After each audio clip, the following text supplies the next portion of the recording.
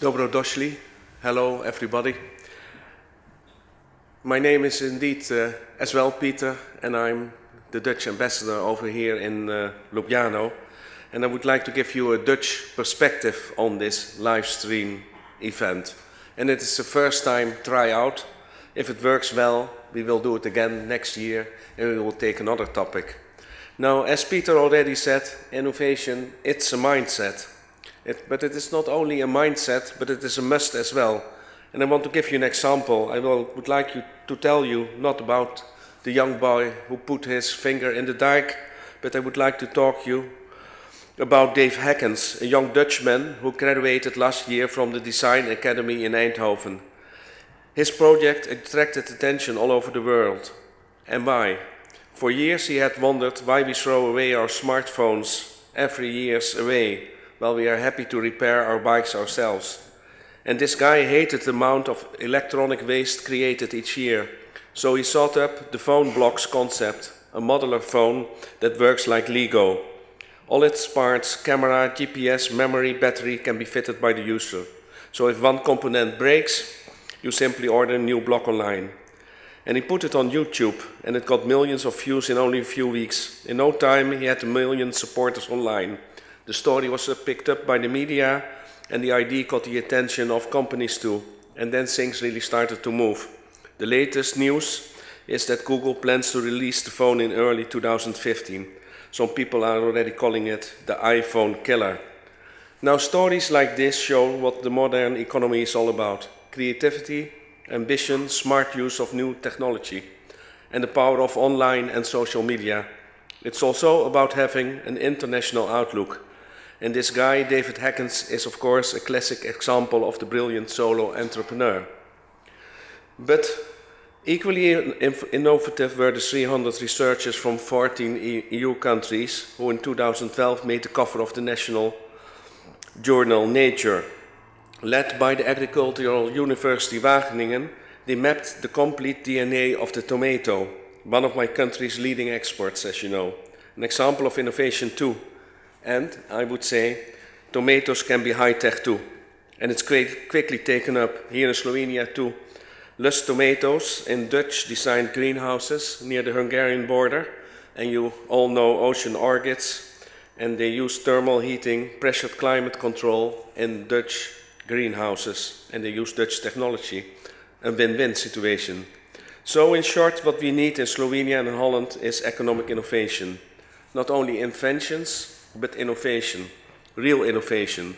We need to give people like David Hackens and the 3 Slovenian speakers that will be here later the space they need to succeed, or a helping hand even, if they need one. We have to create a climate for innovation that encourages companies and research centers, one that helps them to get the best out of themselves and us, and an EU that is fully geared to help them too. As you know, I stand here today representing a country with a long tradition of innovation. Not only from the pumping stations and the windmills we used back in the 17th century to reclaim land from the sea, but also, you all know, the energy-saving LED produced by Philips, which light up the Eiffel Tower at night. But many buildings here in Ljubljana too. And a major recent study by the Financial Times confirmed that view, naming Eindhoven's Europe's 3rd most innovative city. And we are proud of this recognition, and we see the fact that we are still in the top 10 of the Global Innovation Index as a confirmation that we are still on the right path. Although we are small in surface area like Slovenia, the Netherlands is an important player in life sciences and health, the topic of today. The Dutch sector owes its position to collaboration, cooperation, coalition building between businesses, knowledge institutions and government, a golden triangle of clustering institutions, removing barriers, now, here and in the future. And the Dutch life sciences and health sector enjoys a good service record. The sector is internationally competitive and pioneers in a number of focus areas and niches. DSM is a biomaterials leader, Philips is a world leader in medical imaging and patient monitoring, and active in Slovenia here too. Furthermore, and last but not least, I would almost say the Netherlands is one of the world's largest exporters of agriculture and food products, thanks to its innovative agro and food technology. tomatoes and potatoes are high-tech too. The Dutch agro-food sector is a sustainable source of healthy, safe food that is produced with respect for nature and environment. Agribusiness is thus an important drive of the Dutch economy, and my compatriot Joep Hendriks will touch upon it later too. But what kind of path is it exactly? I'd like to explain briefly. In the Netherlands, we have designed our innovation policy with 3 principles in mind. First, we concentrate on areas where we already excel. We call these our top sectors. So we choose winners, in fact. So we made a conscious choice to promote excellence in fields like water, agri-food, and life sciences. And these are the areas where we want and where we can compete globally. Secondly, it's not the government alone that decides the innovation agenda. We work with all relevant companies and the research community themselves.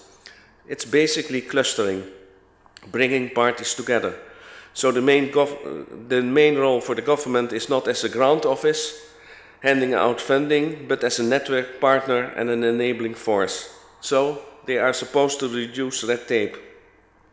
And, for example, we have an active agenda in the Netherlands for foreign missions aimed at bolstering international knowledge networks. That's why we have TEDx here today as well in Ljubljana. And the third choice we always make in the Netherlands is that we align ourselves very closely with the European innovation programs, Horizon 2020. You know all that knowledge and its applications have little regard for national borders, and the feasibility of many products depend on their scale. And what's more, experience shows that international cooperation nearly always benefits everyone concerned. There are now at the moment more than 1,200 Dutch companies and research organizations involved in European innovation projects. And I'm sure that Horizon 2020, the EU's program, which was launched recently, is an important next step.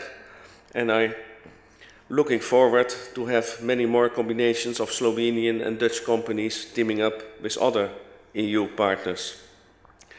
And the added value, of course, comes from increases in scale and from connecting knowledge and people that would not know each other otherwise, producing results that a single country or research group could not achieve so quickly, if at all. A topical example is the bio-based economy. Everyone understands that it can only be achieved if countries and actors work together. For instance, a group of international researchers led by the Dutch firm Avantium has developed a biodegradable plastic bottle that Coca-Cola want to use for drinks. Supermarkets can use it as well. So, all in all, I'm very pleased to be standing here and to meet you here today. We will broadcast the most interesting pitches in the field of healthcare, life sciences and food security directly from The Hague. TEDx Binnenhof, Global Challenges, Dutch Solutions. You'll be able to listen to presentations of Dutch innovations and innovative approaches that have been recently recognized as the best in the Netherlands, the best we have at offer now. Innovations will be presented in The Hague, but they will be combined with presentations of Slovene innovators in Ljubljana and Joep Hendriks that we have invited directly from the Netherlands to join us today. They will all offer solutions to challenges of the modern world that we are all facing, or make us reflect on it. How do we organize healthcare in an aging population? How to improve the health and well-being of all? How to secure efficient and sustainable supplies of safe, healthy and high-quality food? I strongly believe that R&D collaboration is crucial for all those challenges. The late Steve Jobs, one of the most innovative thinkers of our time, summed it up well. Innovation distinguishes between a leader and a follower. We want to lead the way.